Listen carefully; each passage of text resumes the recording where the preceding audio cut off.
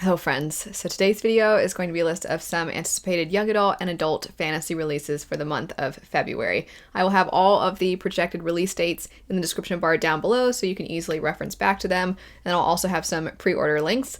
But anyway, I'm going to jump right into it. The first book on the list would be 7 Faceless Saints. With this one and all the rest on this list, I will try to get around to all of them, or as many of them as possible, so if any of them sound interesting, look for those new releases wrap-ups to get some follow-up information on them. But, like I said, jumping into it with 7 Faceless Saints. This is the first book in a series, and it says, in the city of Umbrasia, saints and their disciples rule with terrifying and unjust power, playing favorites while the unfavored struggle to survive. After her father's murder at the hands of the Umbrasian military, Rosanna is willing to do whatever it takes to dismantle the corrupt system, tapping into her powers as a disciple of patience, joining the rebellion and facing the boy who broke her heart. As the youngest captain in the history of Palazzo Security, Damien is expected to be ruthless and strong and to serve the saints with unquestioning devotion. But 3 years spent fighting in a never-ending war have left him with deeper scars than he wants to admit, and a fear of confronting the girl he left behind. Now a murderer stalks Umbrasia's citizens. As the body count climbs, the Palazzo is all too happy to look the other way. That is, until a disciple becomes the newest victim. With every lead turning into a dead end, Damien and Roz must team up to find the killer, even if it means digging up buried emotions. It also says, as one of the other authors that this is compared to, it says Leigh Bardugo. So, I mean, I kind of got that impression in general, especially because it seems like with the idea of, oh, they have buried emotions, I'm like, is it going to be kind of Six of Crows-like, where it's very character-focused and maybe a little slower going? And the plot maybe comes second to the characters, but the plot also sounds really interesting, especially there being this element of murder, mystery, and religious ties.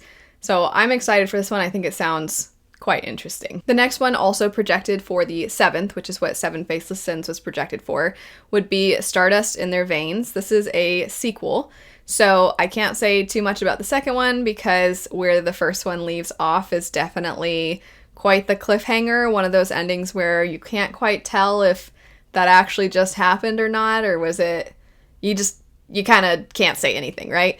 So I'll let you know a little bit about the first one. It follows these 3 sisters who, from the time that they were very young, their mother has been preparing them to be married off into neighboring kingdoms.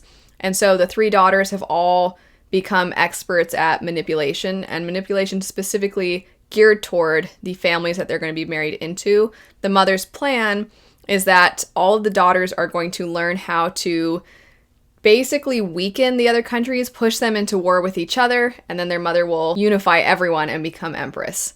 So that's the setup for the first book.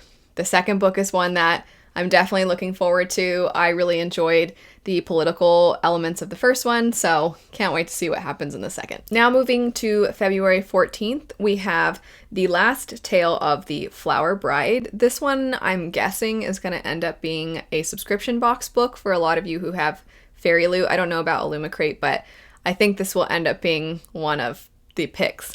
The description for this one says, a sumptuous, gothic-infused story about a marriage that is unraveled by dark secrets, a friendship cursed to end in tragedy, and the danger of believing in fairy tales. Once upon a time, a man who believed in fairy tales married a beautiful, mysterious woman. He was a scholar of myths. She was heiress to a fortune.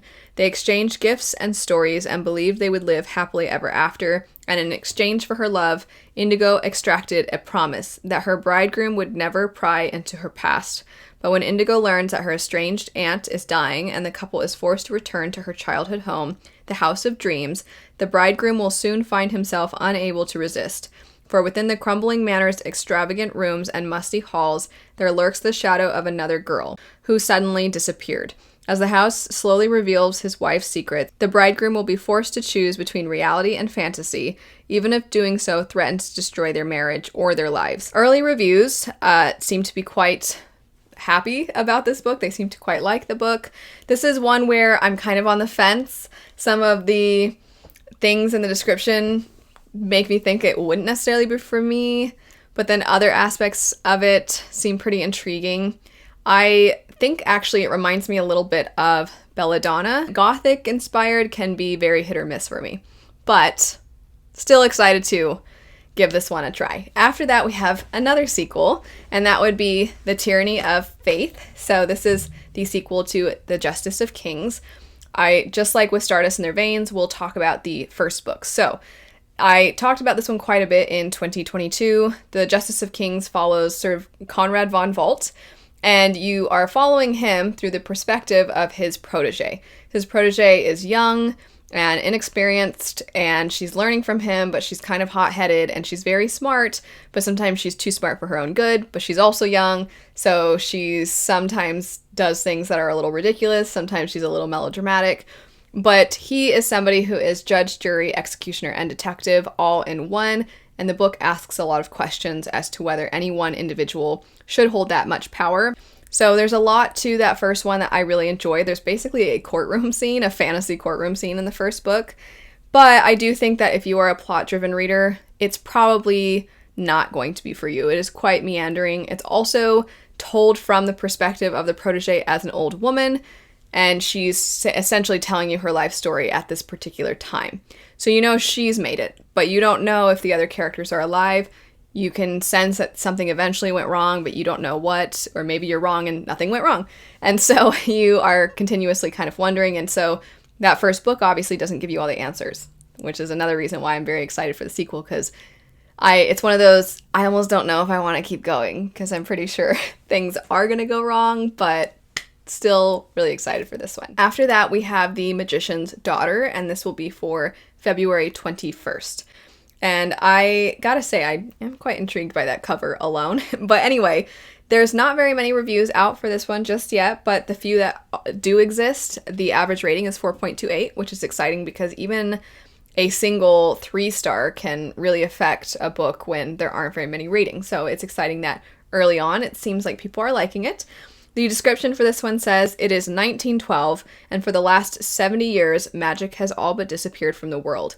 Yet magic is all Biddy has ever known. Orphaned in a shipwreck as a baby, Biddy grew up in High Brazel, a legendary island off the coast of Ireland, hidden by magic and glimpsed by rare travelers who return with stories of wild black rabbits and a lone magician in a castle. To Biddy, the island is her home, a place of ancient trees and sea salt air and mysteries, and the magician Rowan is her guardian. She loves both, but as her 17th birthday approaches, she is stifled by her solitude and frustrated by Rowan's refusal to let her leave.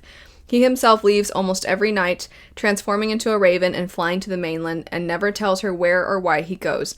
One night, Rowan fails to come home from his mysterious travels. When Biddy ventures into his nightmares to rescue him, she learns not only where he goes every night, but the terrible things that happened in the last days of magic that caused Rowan to flee to High Brazel. But the closer she comes to answers, the more she comes to question everything she has ever believed about Rowan, her origins, and the cost of bringing magic back into the world. One of the top reviews currently, says this book is magical, and I don't mean the plot or the world, but the way it makes you feel.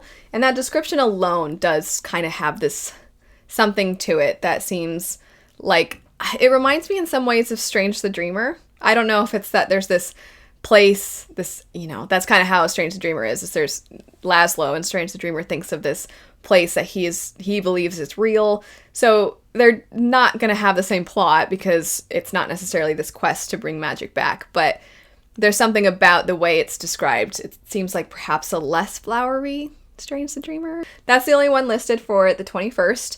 The last ones are for the 28th, and one of them is A Day of Fallen Night. This takes place in the same world as Priory of the Orange Tree. It says it is a standalone prequel.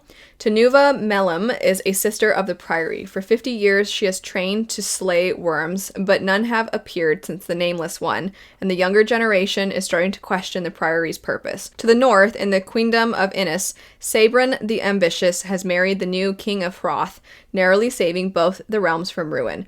Their daughter, Glorian, trails in their shadow exactly where she wants to be. The dragons of the east have slept for centuries. Dumai has spent her life in the Sikanese mountain temple, trying to wake the gods from their long slumber. Now someone from her mother's past is coming to upend her fate. When the Dreadmount erupts, bringing with it an age of terror and violence, these women must find the strength to protect humankind from a devastating threat. Intricate and epic, Samantha Shannon sweeps readers back to the world of A Priory of the Orange Tree, showing us a course of events that shaped it for generations to come. After that, we have The Crane Husband. This is by the same author that wrote The Girl Who Drank the Moon, which I have not yet read, but I believe that is an award-winning story. And this is going to be adult fantasy, so I think that'll be really interesting. I kind of want to read the other one before I read this one, just to see her writing style. But regardless, it says, The Crane Husband is a raw, powerful story of love, sacrifice, and family. Quote, mothers fly away like migrating birds. This is why farmers have daughters. A 15-year-old teenager is the backbone of her small Midwestern family, budgeting the household finances and raising her younger brother while her mom, a talented artist, weaves beautiful tapestries. For 6 years, it's been just the three of them. Her mom has brought home guests at times, but none have ever stayed. Yet when her mom brings home a 6-foot-tall crane with a menacing air, the girl is powerless to prevent her mom letting the intruder into her heart and her children's lives. Utterly enchanted and numb to his sharp edges, her mom abandons the world around her to weave the masterpiece the crane demands. In this stunning contemporary retelling of The Crane Wife, and yes, here's what I was talking about, by the Newbery Medal award-winning author of The Girl Who Drank the Moon, one fiercely pragmatic teen forced to grow up faster than was fair will do whatever it takes to protect her family and change the story. And then last we have Nightbirds. This one says, in a dazzling new fantasy world full of whispered secrets and political intrigue, the magic of women is outlawed, but 4 girls with unusual powers have the ability to change it all. The Nightbirds are Simta's best-kept secret. Teenage girls from the great houses with magic coursing through their veins, the Nightbirds have the unique ability to gift their magic to others with a kiss. Magic, especially the magic of women, is outlawed, and the city's religious sects would see them burned if discovered. But protected by the great houses, the Nightbirds are safe, well-guarded treasures. As this season's Nightbirds, Matilda, Asa, and Sayer spend their nights bestowing their unique brand of magic to well-paying clients. Once their season is through, they're each meant to marry a great house lord and become mothers to the next generation of Nightbirds before their powers fade away. When they discover that there are other girls like them and that their magic is more than they were ever told, they see the carefully crafted Nightbird system for what it is, a way to keep them in their place, first as daughters and then as wives. Now they must make a choice to stay in their gilded cage or to remake the city that put them there in the first place. That's it for some anticipated releases for February. Like I said before, if you'd like to reference back to any of these, I will have pre-order links and the projected release dates in the description bar down below, and I will try to follow up on all of these and actually take the time to read them. So fingers crossed that I can get around to all of these because I am genuinely intrigued by all of them. I'll definitely be getting around to the sequels. And A Day of Fallen Night, I'm wondering if I might want to read Priory of the Orange Tree first, or maybe just read this one first because they are so separate from each other, even though they exist in the same world. But anyway, that's it for now. Thanks so much for watching. I hope you have a lovely rest of your day, and I'll see you later. Bye.